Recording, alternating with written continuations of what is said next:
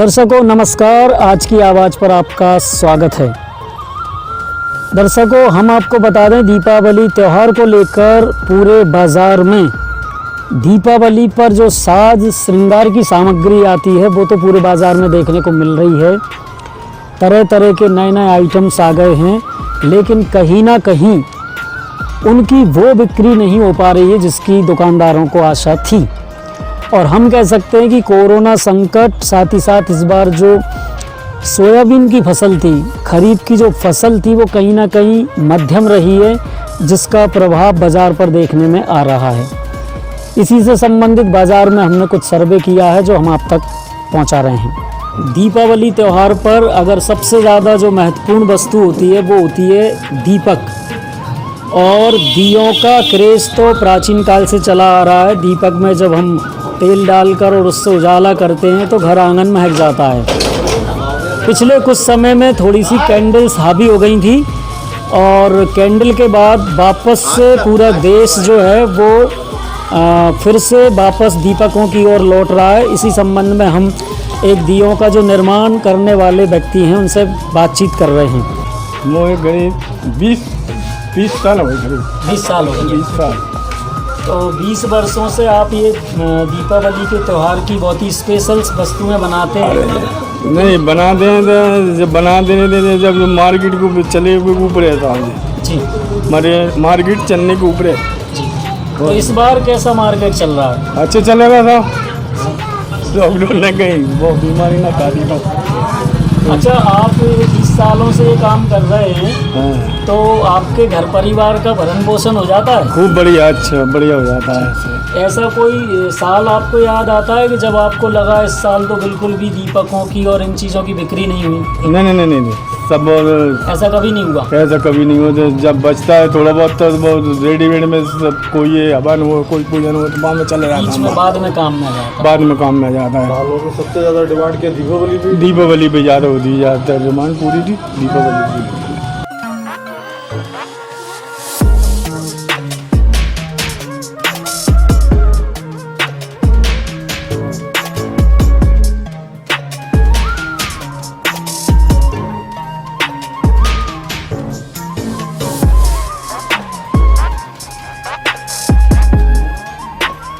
दर्शकों, दीपावली के त्यौहार पर यूँ तो सबसे पहले दीपक, इसके बाद कलश,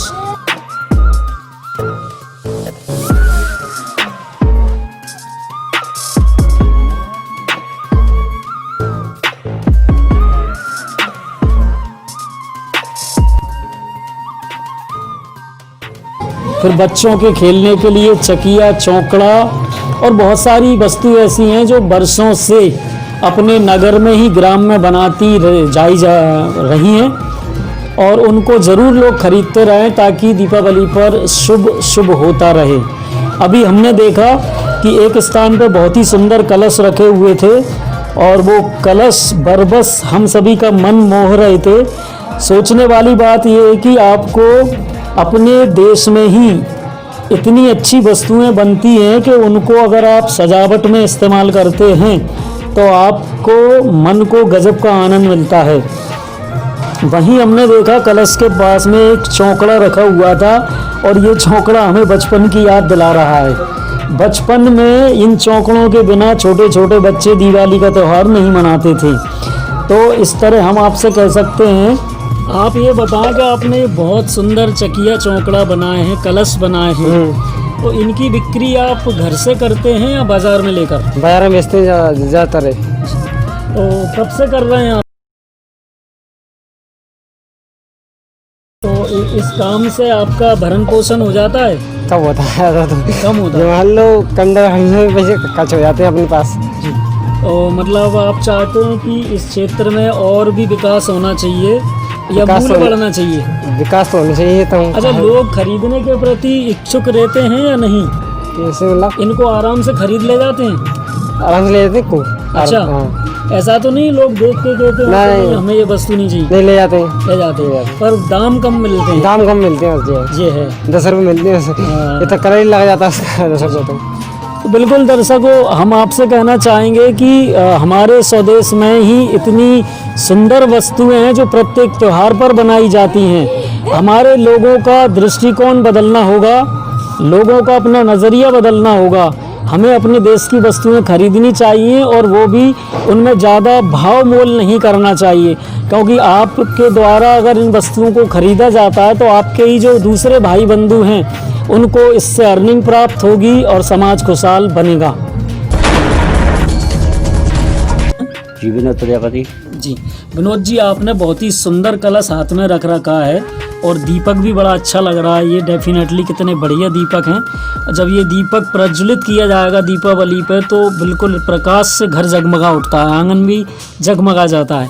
तो इन दीपकों को बनाने के पीछे कितनी मेहनत आपकी लगती है? इसकी मेहनत तो आप कोई भी देखेगा ना, जब कहेगा इसकी कीमत ही नहीं दे पाएंगे अपन। जी, कैसे कि अपन मिट्टी लाएंगे पहले, उसको मिट्टी को फोड़ेंगे, फोड़ पाड़ के बारीक करेंगे, उसको गलाएंगे, चल्ली से छानेंगे, छानने के बाद अपन उसको आटे जैसे गूंदेंगे तरीके से।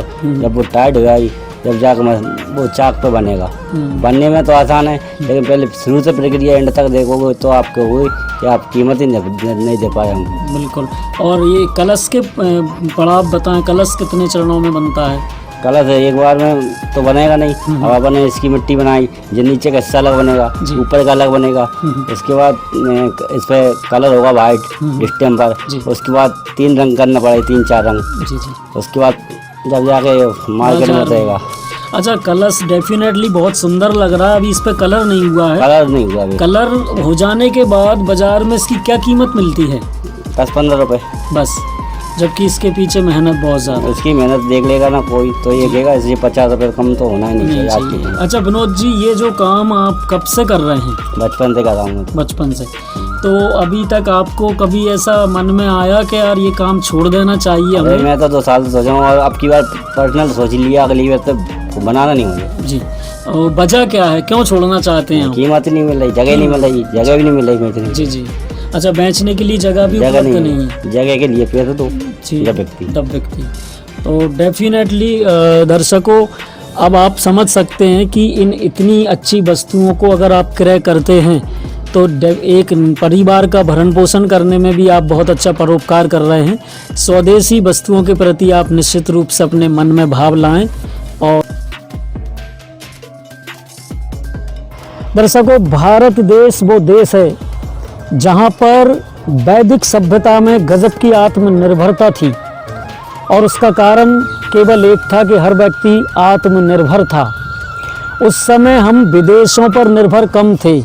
हमारे यहाँ बहुत अधिक मात्रा में पशुधन था जिनसे कि हम दूध, दही, घी जैसे प्रोडक्ट्स करते थे और उनकी बदौलत हम मालामाल होते थे। एक बार फिर से हमारे देश के जो प्रधानमंत्री जी हैं नरेंद्र मोदी जी, उनका कहना भी यही है कि हम स्वदेशी पर ज़्यादा ध्यान दें। स्वदेशी वस्तुओं को अगर हम अपनाएंगे तो हम अपने लोगों को आत्मनिर्भर बनाएंगे और स्वयं भी आत्मनिर्भर बनेंगे। ऐसे में ही दीपावली का त्यौहार भारतीय संस्कृति का सबसे बड़ा त्यौहार है। इस त्यौहार पर लगभग सारा समाज का वर्ग कहीं ना कहीं इन्वॉल्व हो जाता है। कुछ लोग देसी पटाखों का निर्माण करते हैं तो कुछ लोग दियों का, कुछ लोग कलश बनाते हैं, कुछ चकिया चौकड़ा बनाते हैं, तो बहुत सारे लोग देसी व्यंजनों का निर्माण करते हैं। बाजार में घर द्वारों को सजाने की जो सामग्री होती है, सुंदर सुंदर गुलदस्ते होते हैं और भी बहुत सारी वस्तुएं हैं जिनको हम घर लाकर टांगते हैं और उससे अपने घर को सजाते हैं। तो अगर आप और हम अपना नज़रिया बदलते हैं, अपना दृष्टिकोण चेंज करते हैं और देसी वस्तुओं को अपनाते हैं तो निश्चित रूप से आत्मनिर्भरता की ओर एक ये कदम होगा। आज की आवाज़ आपसे यही निवेदन करती है कि इस बार आप ज़रूर स्वदेशी वस्तुओं को अपनाएं, आप स्वयं आत्मनिर्भर बने और अपने भाई बंधुओं को आत्मनिर्भर बनाएं।